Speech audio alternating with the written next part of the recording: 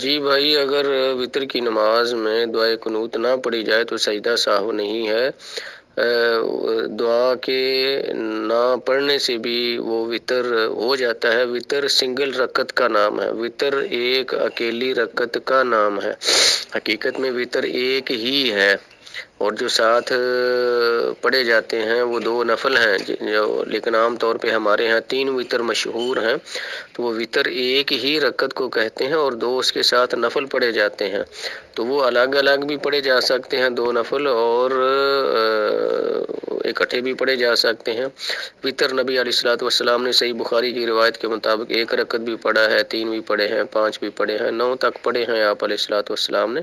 لہٰذا جیسے مسلمان کو سہولت ہو اسے اس پر عمل کرنا چاہیے، اور دعا وتر کی سیکھنے کی کوشش کرنا چاہیے، زبانی یاد کی جائے یہ دعا، اور اس کے ذریعے اللہ تعالیٰ سے پھر مانگا جائے۔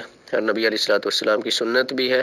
لیکن اگر کسی کو دعا نہیں آتی، وہ کوشش کرتا ہے یا بڑھاپے کی وجہ سے اب وہ سیکھ نہیں سکتا، ٹھیک ہے، تو کوئی حرج نہیں، وہ اکیلی رکعت پڑھ لیا کرے، تو انشاءاللہ اس کا وتر ہو جائے گا اور اس پر سجدہ سہو نہیں ہے۔ واللہ اعلم۔